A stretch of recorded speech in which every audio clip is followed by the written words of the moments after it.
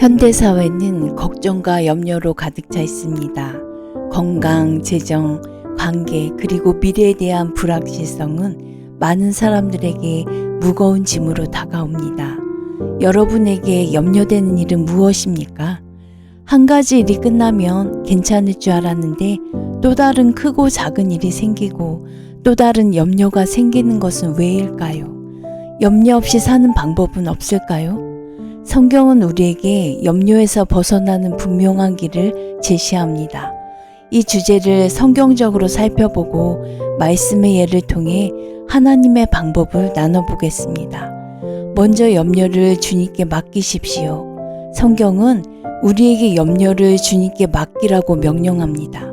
베드로전서 5장 7절은 너희 염려를 다 주께 맡기라. 이는 그가 너희를 돌보심이라. 주님께 염려를 맡긴다는 것은 단순히 문제를 외면하거나 무시하는 것이 아니라 그 문제를 해결하실 능력과 사랑이 넘치시는 하나님께 의탁하는 것입니다.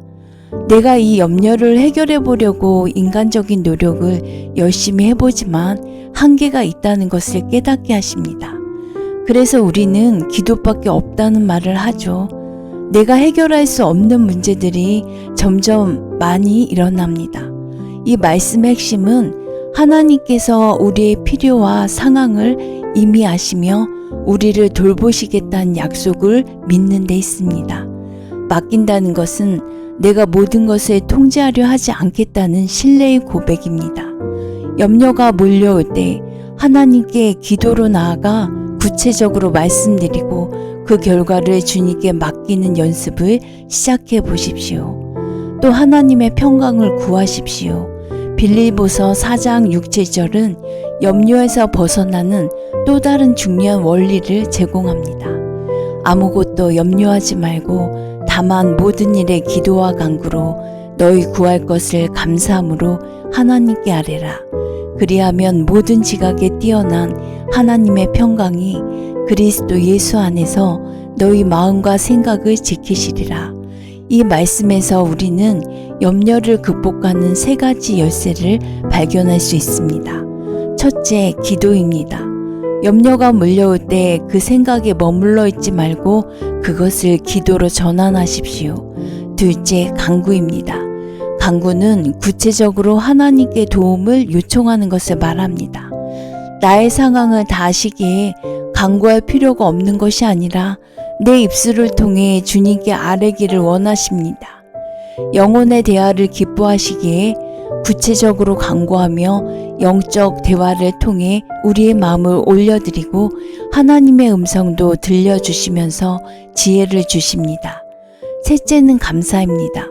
감사는 우리의 마음을 하나님께서 이미 베푸신 은혜에 초점을 맞추게 합니다. 감사를 습관화하면 상황에 따라 불평하는 말과 마음을 감사로 변화시켜 주십니다. 그것이 하나님께 드리는 감사의 응답인 것입니다. 하나님의 평강은 단순한 감정 이상의 것입니다. 그것은 우리의 마음과 생각을 지키는 초자연적인 능력입니다. 염려가 생길 때 이 평강을 구하며 하나님께 나아가십시오. 그리고 하나님의 말씀에 집중하십시오. 염려는 종종 잘못된 생각에서 비롯됩니다. 예수님은 마태복음 6장 25절부터 34절에 무엇을 먹을까, 무엇을 마실까, 무엇을 입을까 염려하지 말라고 말씀하십니다.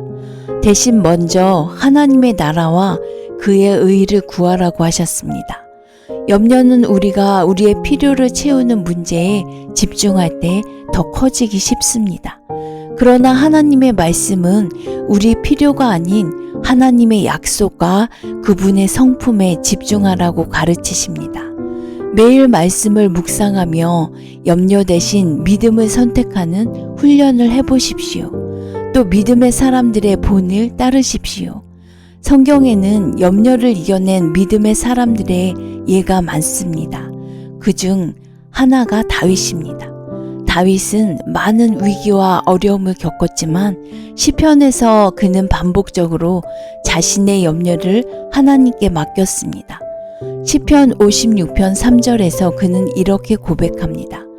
내가 두려워하는 날에는 내가 주를 의지하리이다. 또한 엘리야 선지자는 아합 왕과 이세벨의 위협을 피해 도망쳤을 때 큰 어려움과 염려를 경험했습니다. 그러나 하나님께서 직접 그의 필요를 채우시고 다시 사명의 길로 부르셨을 때 그는 다시금 일어설 수 있었던 것입니다. 이들의 삶을 묵상하며 염려의 순간에 우리가 어떻게 믿음으로 반응할 수 있는지 배울 수 있습니다. 그리고 공동체 안에서 서로를 격려하십시오. 하나님은 우리를 홀로 두지 않으십니다. 갈라디아서 6장 2절은 너희가 짐을 서로 지라 그리하여 그리스도의 법을 성취하라고 말씀합니다. 염려를 혼자 짊어지려 하지 말고 믿음의 공동체 안에서 서로 기도하고 격려하십시오. 주변에 신뢰할 수 있는 믿음의 사람들에게 자신의 염려를 나누며 함께 기도하고 말씀으로 격려 받으십시오. 그래서 우리를 홀로 두지 않으시고 믿음의 공동체를 주셨습니다. 하나님은 공동체를 통해 우리를 위로하시고 올바른 길로 인도하십니다. 마지막으로 하나님의 섭리를 신뢰하십시오. 염려를 극복하는 근본적인 방법은 하나님의 섭리를 신뢰하는 것입니다.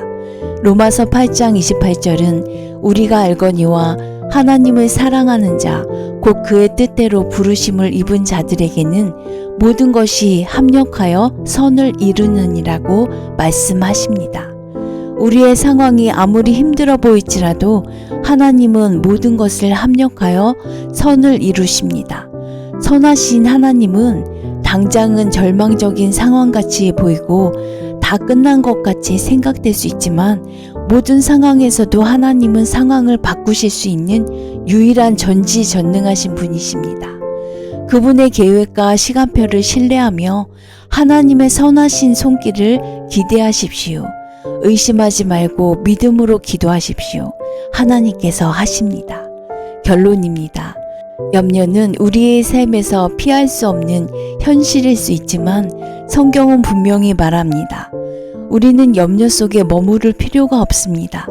염려를 주님께 맡기고 감사와 기도로 하나님의 평강을 구하며 말씀과 믿음의 문을 통해 마음을 새롭게 하십시오. 또한 믿음의 공동체 안에서 위로받고 하나님의 섭리를 신뢰하며 담대히 나아가십시오.